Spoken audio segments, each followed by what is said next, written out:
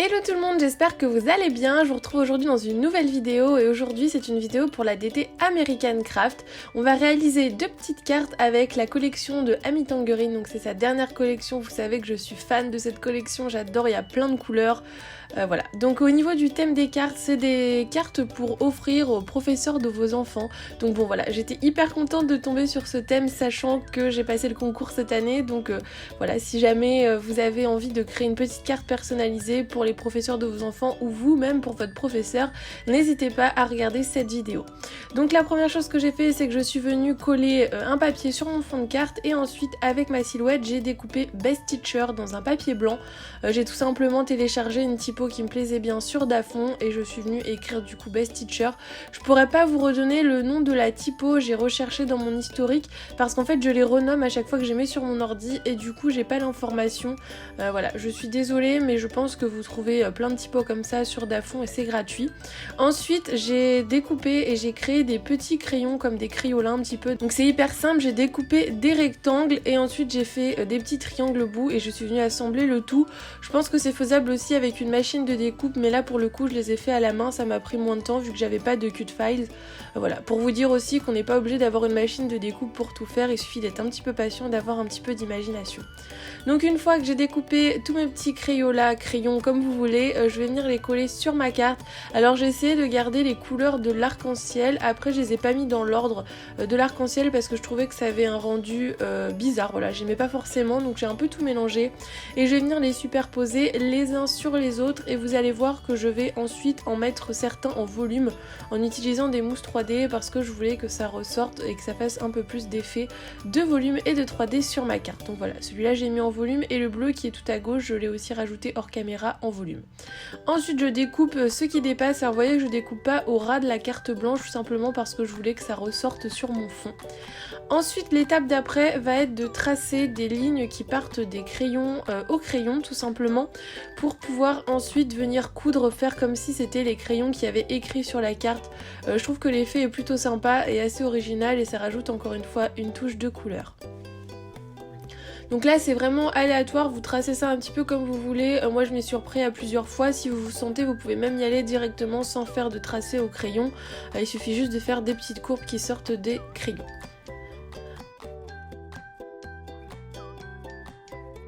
Ensuite j'ai pris mon outil pour perforer et je vais venir du coup perforer sur les lignes que j'ai tracées pour ensuite venir coudre mes traces de crayon. Donc j'ai cru que je ne ferais jamais cette voix off, ceux qui me suivent sur Instagram ont dû voir ma story avec mon super voisin qui s'est mis à partir de 9 h à faire de la perceuse dans les murs. Donc je prie pour réussir à vous la faire jusqu'à la fin avant qu'il reprenne parce que franchement ce genre de situation on peut rien y faire et c'est pas du tout pratique. Donc ensuite je vais venir sélectionner les couleurs de mes fils, donc c'est simple, hein, j'ai sorti tous mes fils et je regarde celui qui correspond le mieux par rapport à la couleur que j'ai utilisée pour faire mes crayons. Et ensuite je vais venir coudre sur les tracés que je viens de percer en fonction des couleurs correspondantes à celles des crayons.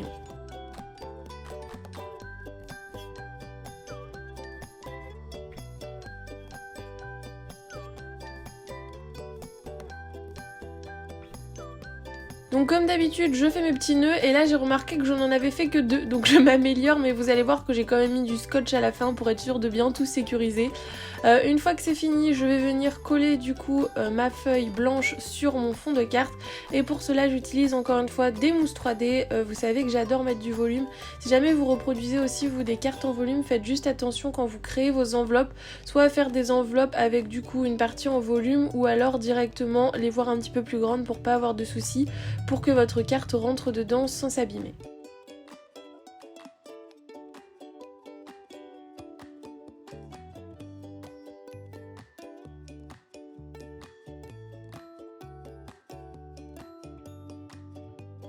Et donc du coup voilà ce que ça donne pour cette première carte et ensuite on passe à la seconde. Pour cette seconde carte j'ai décidé de la prendre dans un format horizontal, je refais la même étape, c'est-à-dire je recolle un fond de carte.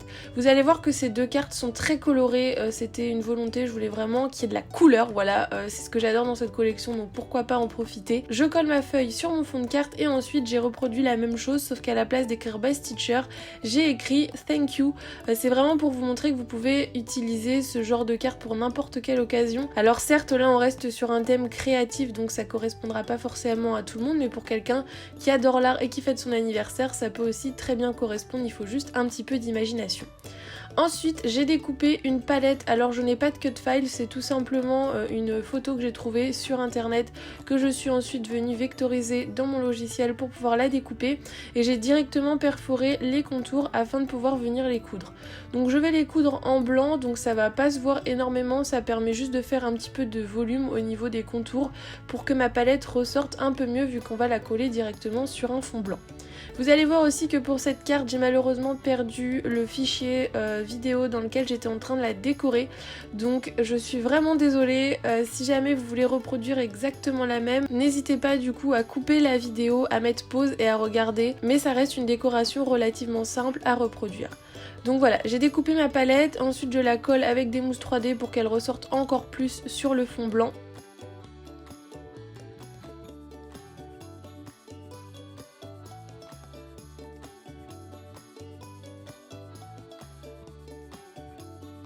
Donc je vais la faire venir dépasser un petit peu et je vais surtout vérifier qu'elle tienne toujours debout parce que souvent quand on met des choses de travers comme ça il faut faire attention à ce que la carte soit toujours équilibrée.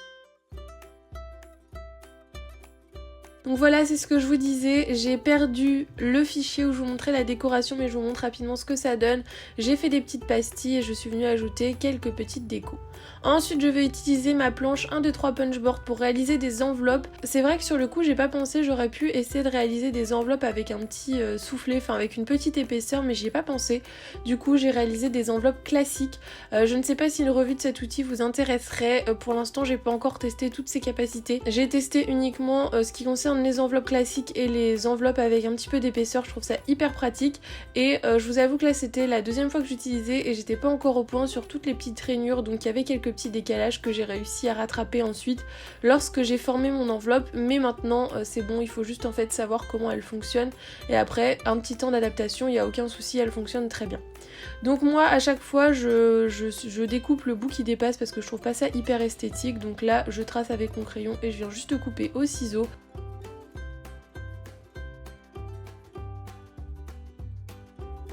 Une fois que mon enveloppe est terminée, je viens arrondir l'angle du dessus et du coup je n'ai plus qu'à la coller. Et du coup c'est ce que je vous disais, j'ai fait mon enveloppe un petit peu plus grande pour être sûre que ma carte va bien rentrer dedans et ne va pas s'abîmer. Ensuite pour décorer mon enveloppe je voulais faire quelque chose d'assez simple mais de plutôt sympa, donc ce que j'ai fait c'est que j'ai pris ces petites décos en mousse et je vais venir la coudre sur le côté de mon enveloppe.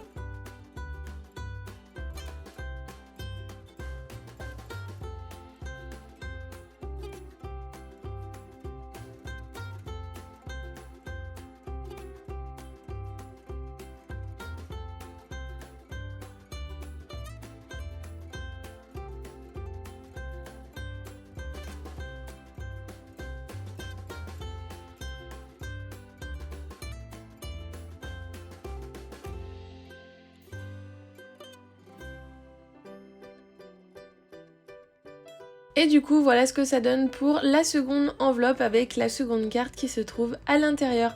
Cette vidéo vous a plu comme d'habitude, n'hésitez pas à la liker, à vous abonner si ce n'est toujours pas le cas et nous on se retrouve très vite dans une nouvelle vidéo. Bye bye!